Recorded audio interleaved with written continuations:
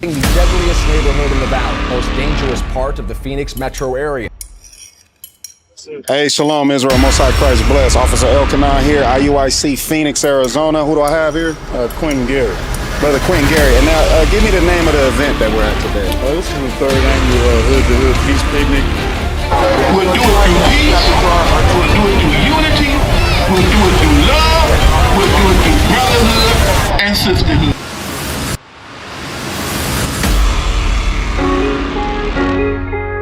Yeah. From a gangster to a god, you respect that.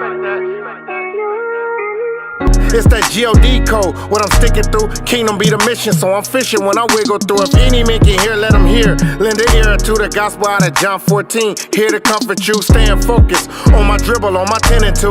I'll be outside with the prophet making winter moves. Never will we lose the most high. He got Learn today we stop by the booth. That I need to teach my children the right ways, the commandments of God. All praises. So God has chosen us to be the nation of Israel, the chosen people of God, and we must keep the laws and commandments. And that's how we'll bring peace into the community. All right, with that I say shalom.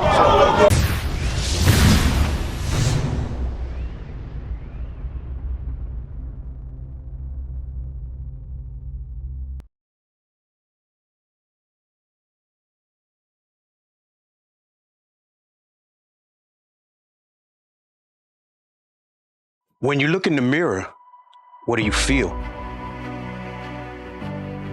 Fearlessness, austerity, masculinity, godliness. But what does your beard say about you? Get definitive results with the bold, natural sense from the manly badge of dignity beard oil and ignite the king in you, because it's important to look how you feel.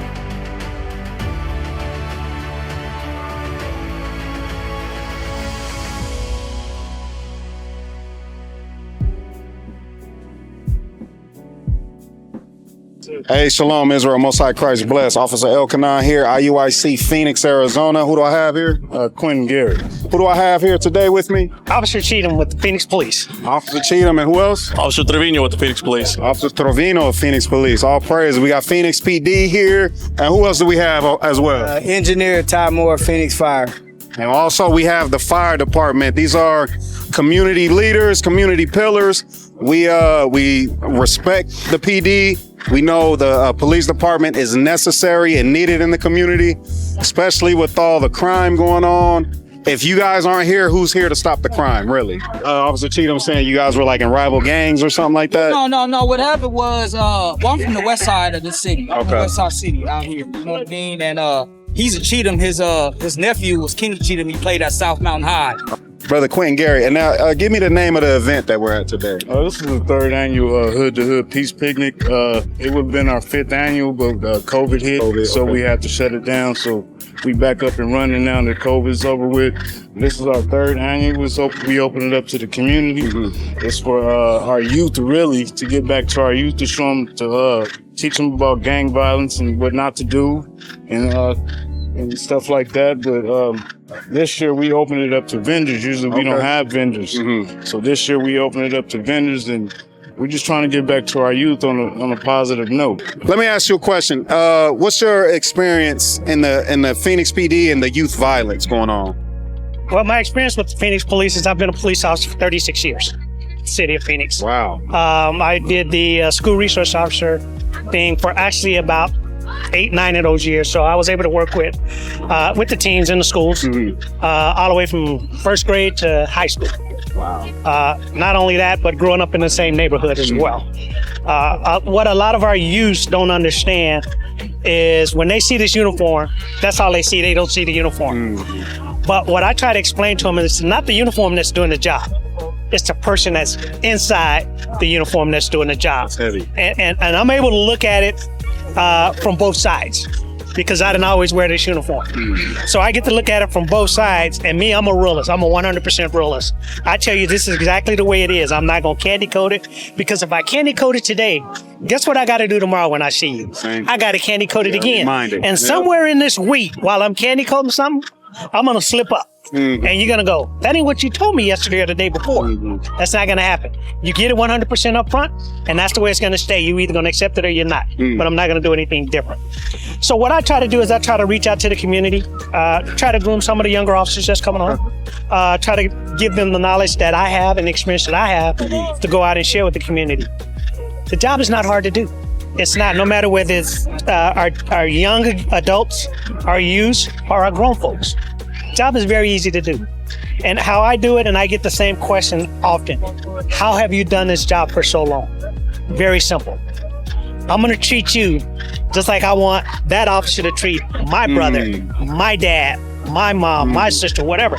So I've worked with Officer Cheetah for quite a while. I've only been on the force for 7 years now. Got you. I retired from the military, traveled overseas, did everything else, and I decided if I could serve my country, I could serve my community. And I do the same thing that Officer Cheatham does. And I work with this man quite a lot, and I see the generosity that he's given and the feedback he gets. And I'm the same way. You know, I come up from different upbringing. I'm from Texas. We shouldn't see no race, religion, color, ethnicity, nothing, no gender. We should see the person. And that's what I try and teach young troops and young officers when I come in and show them, forget all that robot stuff they try and teach you. Forget everything else you see on the TV. Be real and be approachable. And back when I went to high school, they had one of the best schools when it came to sports and stuff like that. They was always winning the championships in football and basketball and stuff like that. So a lot of us, even though we was caught up in the streets, we still was trying to gravitate to these schools because they had that notoriety.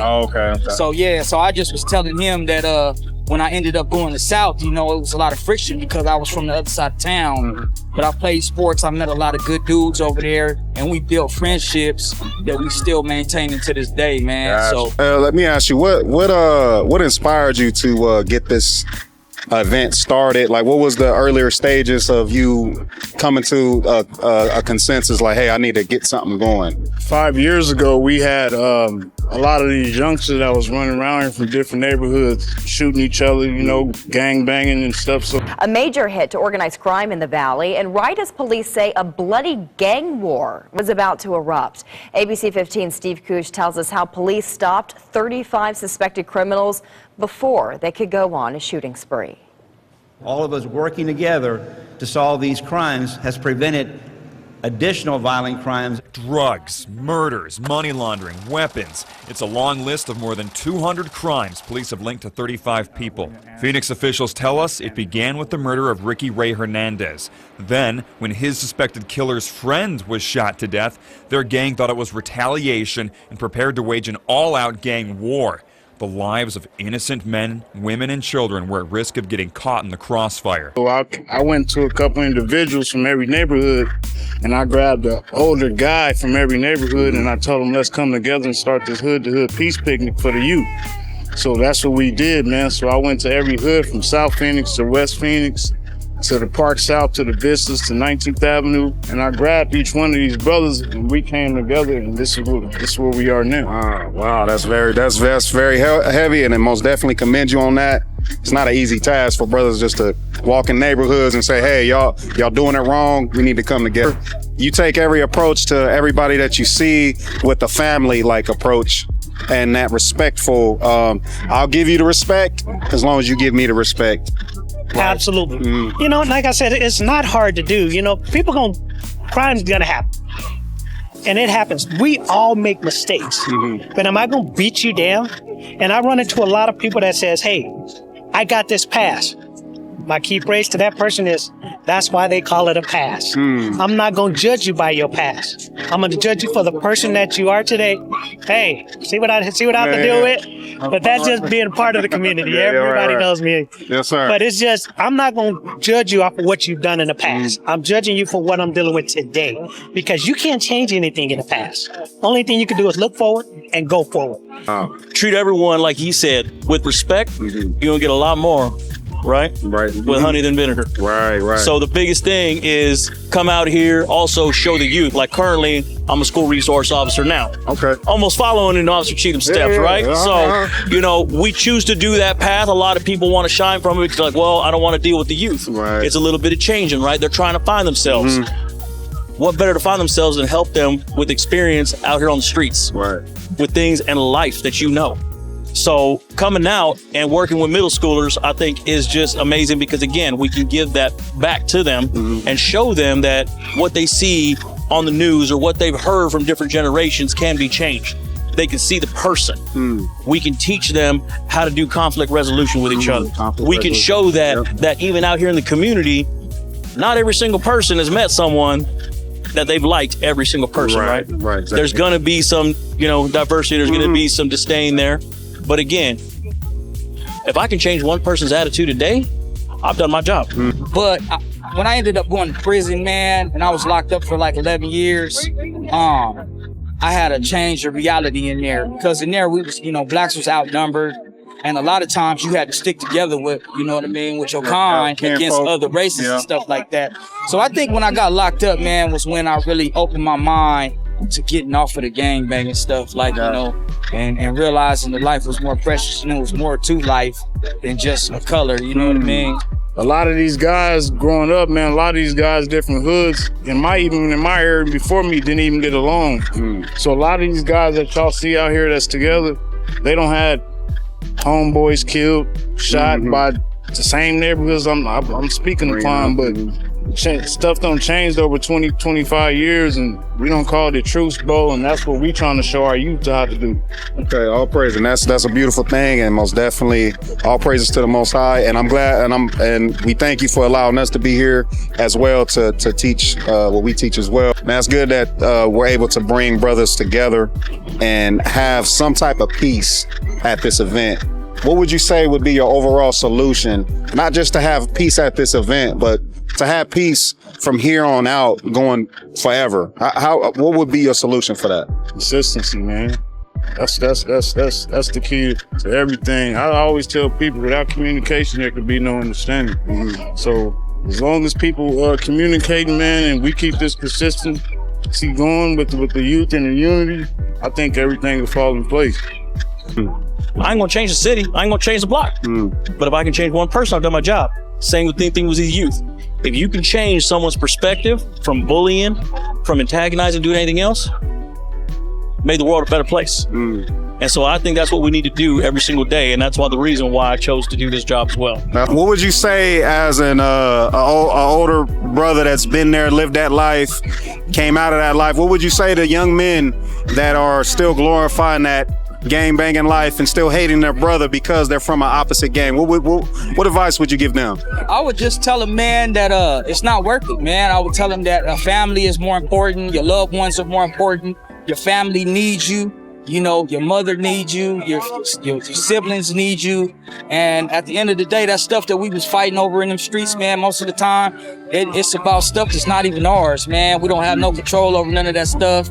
And a lot of times we more alike than we are different. When we get past that surface of a gang sign, we pretty much be the same people. You know what I mean? Just we grew up on different sides of the town and stuff like that. So I appreciate the interview, my brother. I appreciate what you're doing. We're Israel United in Christ, and also what we teach is the blacks, Hispanics, and natives are the biblical Israelites, according to the Bible, God's chosen people.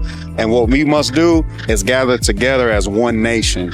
Because like you said, there's so many different neighborhoods out here, so that's so many different identities we go by, right? There's one brother say I'm from the south side, one brother say I'm from the west side. We call each other and identify each other as compasses, as directions on the compass, right? But if we came together and knew that we were the Israelites, the chosen people of God, and the holy chosen people, and we have laws and commandments and dignity and integrity that we must follow, a lot of our brothers and sisters will come back in that peace and unity. What we failed at is we love the sin that we're in. And we love the drink and the smoke and the gangbang, the violence. We love that. So when we change from that and we come back to the godly, righteous nature that God created us to be, that's when that peace shall come according to the Bible. And that's what we out here to teach. We out here to teach unity, just like you are, but also give that identity as well. I'm glad to have y'all, man. That's why when one of you brothers reached out to me, I didn't hesitate. So I'm glad that y'all here, man. A lot of people need y'all in the community too. You know what I'm saying? So.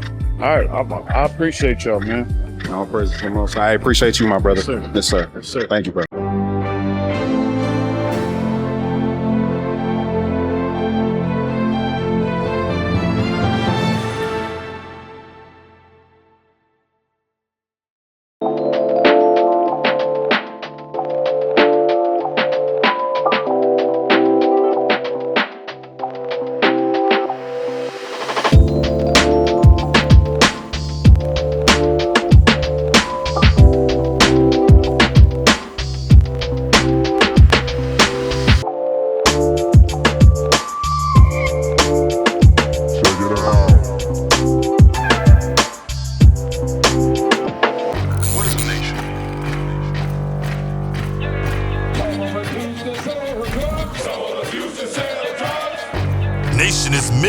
by example.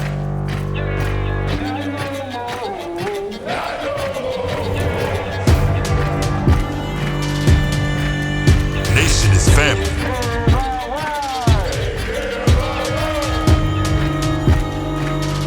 Nation is community. Nation is children with role models.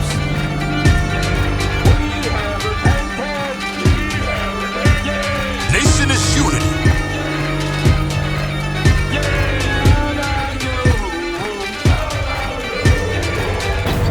Nation is you.